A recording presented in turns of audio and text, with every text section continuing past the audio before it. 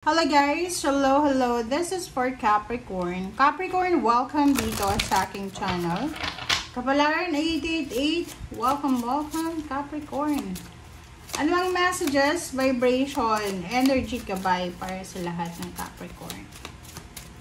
I hope na makuha mo yung energy ha. Okay, first card natin is Chameleon, Soul Tribe. Okay, let's check another card. Ang Chameleon, nag-change siya ng parang ano, ng skin niya, 'di ba?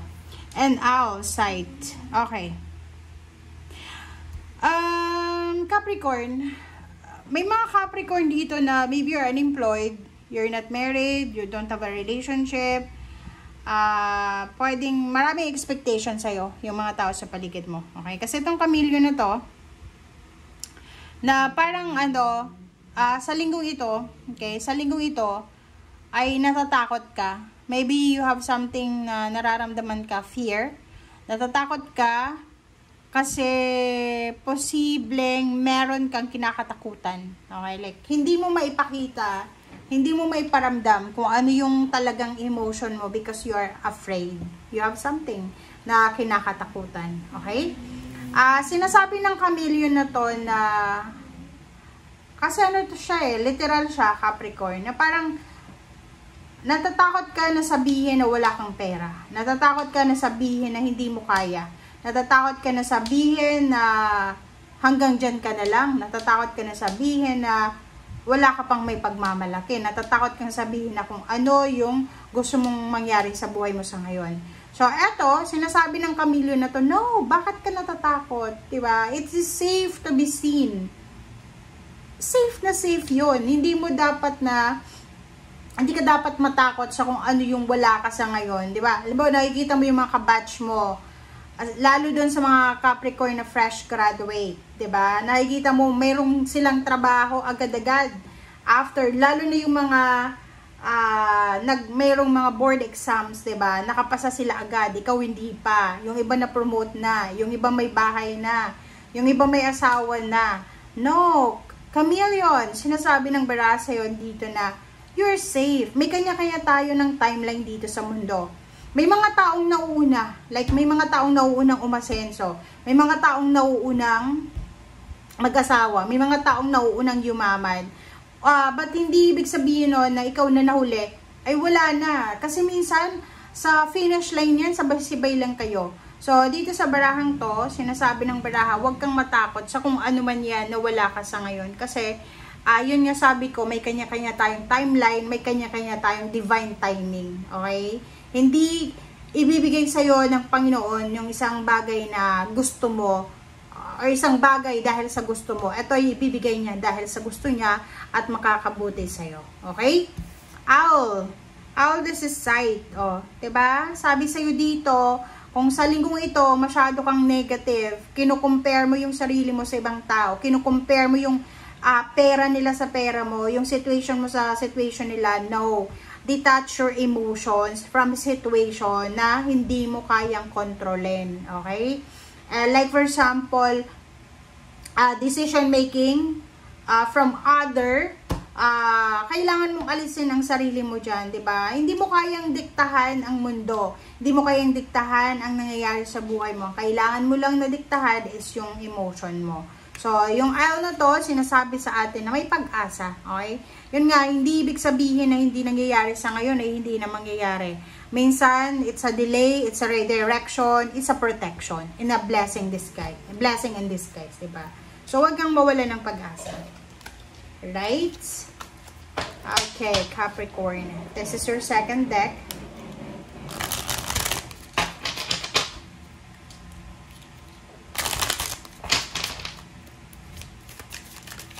Oops, sorry.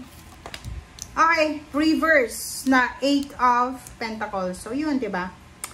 Number 44, you need to have balance. Kasi parang nakikita natin, may good luck na paparating sa iyo eh. Parang ano, sumisirkos lang siya, paikot-ikot lang siya sa buhay mo. And because of negativity, parang ano, kasi minsan 'di ba guys, ganito 'yun eh. Okay? Meron talagang meron talagang formula yung blessings. Hindi yan ibibigay sa atin ng Panginoon ang blessings or biyaya or pagpapala kung hindi tayo handa. We need to be grateful sa small things. Sa kung ano lang yung meron ka ngayon. Yung buhay mo, humihinga ka, wala kang sakit, wala kang problema sa pamilya mo. Tapos yung problema mo lang is pera. Hindi yun rason para maging negative tayo, maging miserable, ganyan-ganito. And sinasabi ng bara sa atin na, kasi naka-reverse siya, sinasabi sa atin dito ng Baraha Capricorn na minsan, yung blessing na yan talaga, divine timing yan. Okay?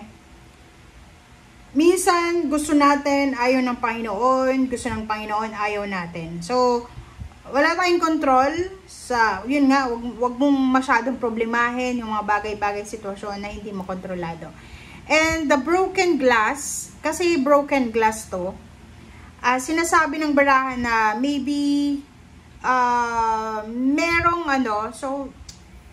merong possible kang balita na matatanggap na distant death ng isang kaibigan or kung ano man siya na death na pwedeng kakilala mo.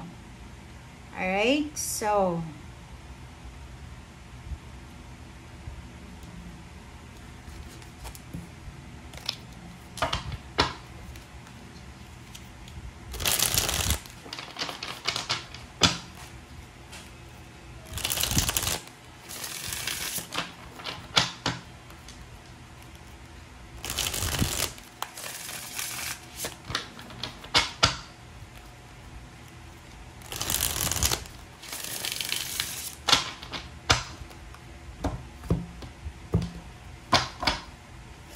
okay, first card natin is 5 of Wands.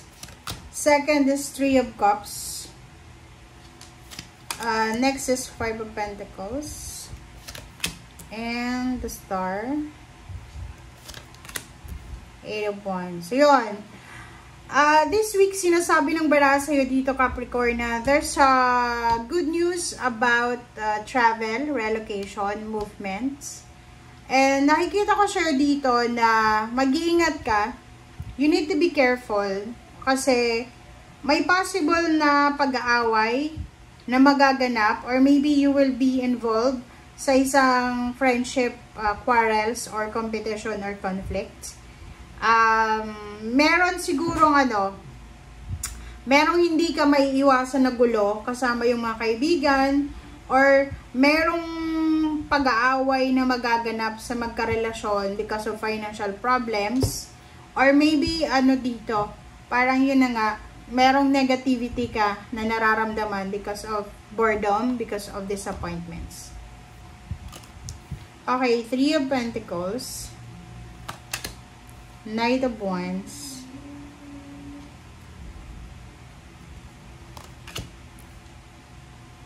Nine of Cups, and 4 of Pentacles. So, these 4 cards ay nagsasabi sa inyo na learning free spirit. Meron din dito na mga Capricorn na posibleng kayo ay mag-undergo ng training or kung ano man siya na pwedeng training like TESDA kung nasa Pilipinas, kung nasa ibang bansa ka. This is additional skills training kung may trabaho ka na. And nakikita natin isang exciting na family celebration ang posibleng paghahandaan mo. And kailangan mong maging masinop dito. So, for example, there's a wedding anniversary, monthsary, or there's a birthday celebration na posibleng mangyari na kailangan mong paghandaan. So, nakikita natin na sa linggong ito. Kaya meron dito na Capricorn na medyo na-stress sila dahil sa problema sa pera. Kasi parang meron kang plano eh. So, like for example, merong occasion, okay? May okasyon, okay? So, comment down below ha. Maybe there's an occasion this week, okay? So, maybe may birthday celebration ng family. Tapos, wala kang hawak na pera. Pwedeng yun yung rason kung bakit ka na-stress, kung bakit ka nadidepress, or parang gano'n, na parang gusto mong ibigay, gusto mong mag-share ng resources, gusto mong pasayahin yung pamilya mo, pero wala kang maibigay. But, sinasabi ng bara sa'yo dito na, yun na nga sabi ko sa'yo kanina, hindi ibig sabihin na wala ka sa ngayon, wala ka na bukas, wala ka na sa pangalawa. Kasi minsan, alam mo yung pera, palipat-lipat lang yun eh. Hindi, minsan nag-i-stay yan sa isang tao. Kung yung taong yun talaga, ay talagang nakatadhana siya na hindi siya mawawalan. Pero yung pera talaga guys, palipat-lipat yan. Okay? Mayroon ka ngayon, wala ka bukas, kahapon wala ka, meron ka ngayon, so ganun lang yun. Okay? Thank you guys. Bye!